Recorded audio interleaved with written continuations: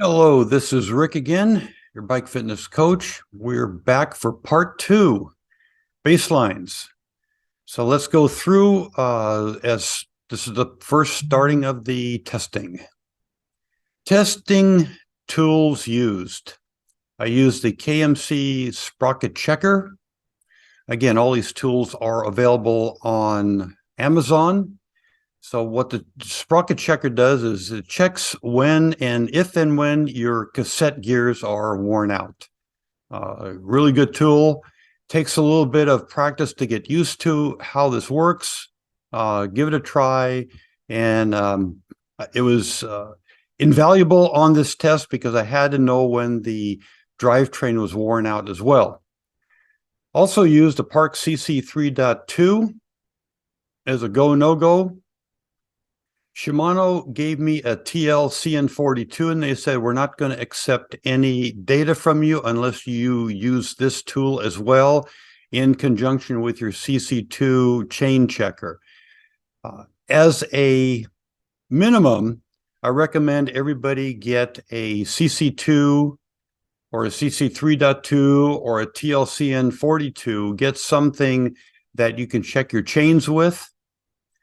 I have the CC2, and one issue with the CC2 is there are we had one in our area, an unscrupulous bike shop that had taken a CC2, bent the pins, and any and every chain was worn out so they could replace it and make a little bit more money off the consumer. Luckily, that bike shop is out of business now.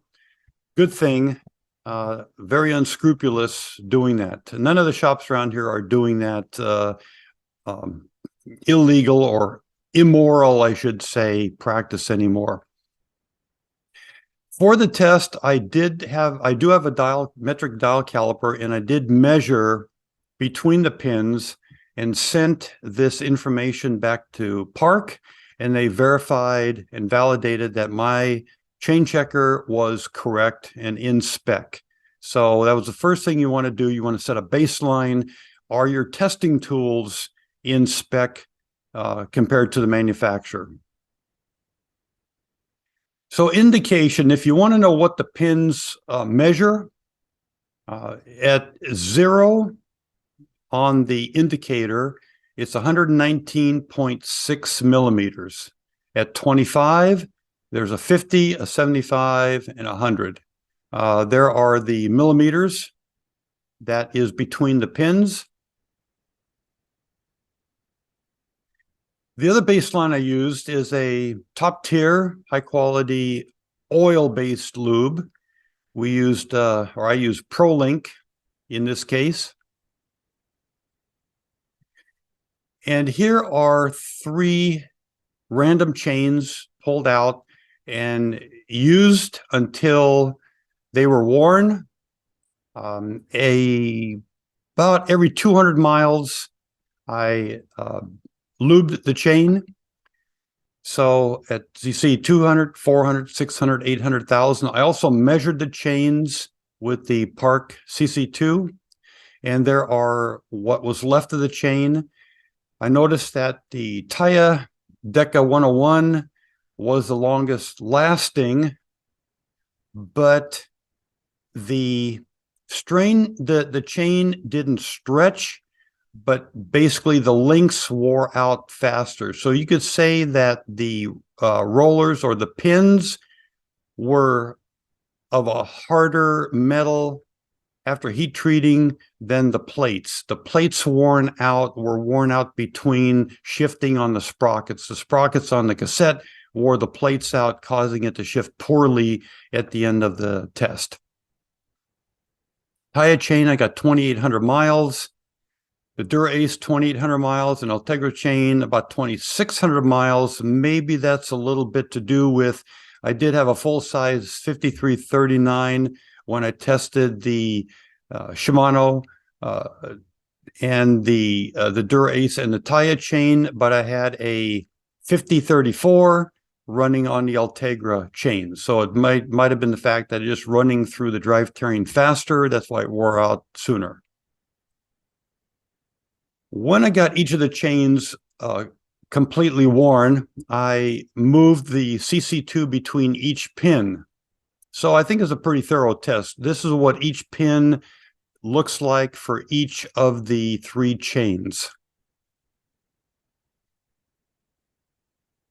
So the next generation lubes were then looked at. A couple of people from Shimano gave me some Squirt, long-lasting dry lube, and some Smooth.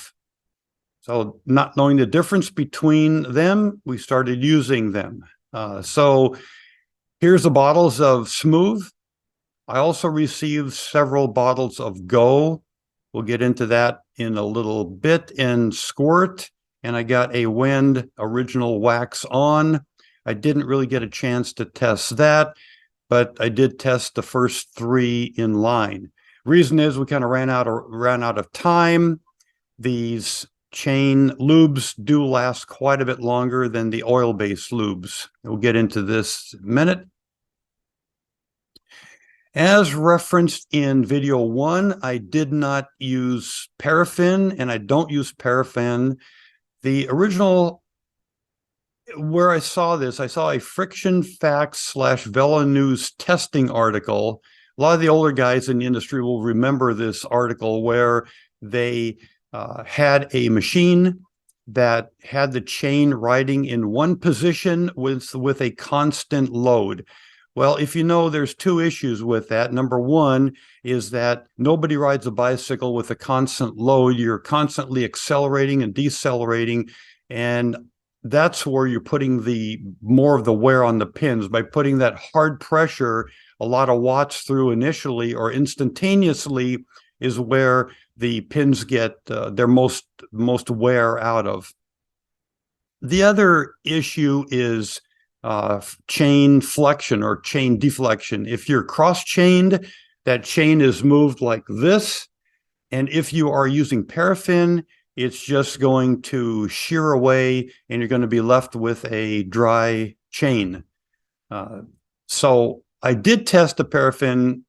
I don't use it anymore. I did wear a chain out in 800 miles using paraffin versus the 2,003, almost 3,000 miles running just a regular ProLink lube.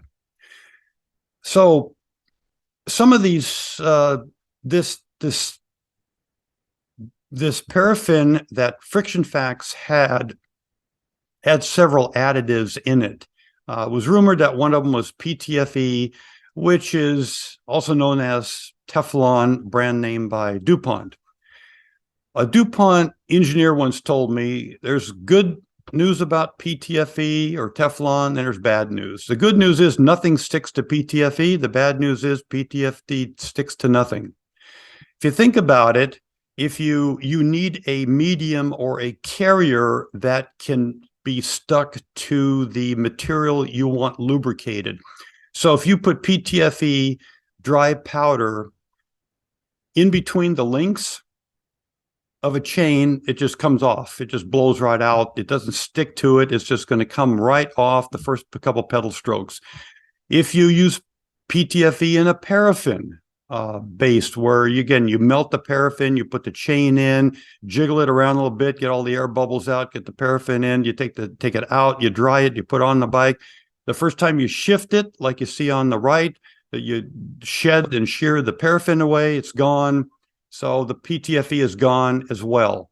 You need to have a medium, a liquid medium, like a liquid chain wax, like Squirt or Smooth, or mix it in with a oil lube. You can mix up your own oil lube, Mobil 1, or a good high quality synthetic motor oil works just as good. We'll get into this to have some testing data on that as well. But basically, you need something as a carrier for the PTFE to be stuck between the links so it can actually be the friction inhibitor. Without a carrier, PTFE does nothing. So again, PTFE, it even wears off or flakes off of cookware. Remember the years ago, PTFE, Teflon coated cookware. Well, the problem is it started flaking off and people were eating it. It's not, it's not that good to eat. So now they've moved to ceramic coated cookware. Two lessons learned on using the wax-based lubes. The first one is on a brand new chain, make sure you completely clean the chain. You can use an ultrasonic cleaner. You can use some kind of a degreaser. You got to get all of the foreign material, i.e. grease, oil, any other lube that's on the chain, cosmoline, whatever it is, you got to get it off the chain so the wax can stick to it instead of being shed off by the coating that's on the initial chain. The second thing is don't over lube. What I found out, and I had to take a rear derailleur apart one time, is that the smooth or the squirt, if you over lube it, the fling will get into the rear derailleur, into the internal parts, that's where I had to take it apart and clean, scrub that spring and the retainers and everything out of it. The bolt, the screws, everything was completely saturated and coated with that sticky, gummy, dry, medium dry. If you've used squirt or smooth, after it dries, it's kind of a sticky. It's meant to be sticky, so it sticks to the chain. Well, it also gums up the derailleur or any other parts that it comes into contact with. So don't over lube.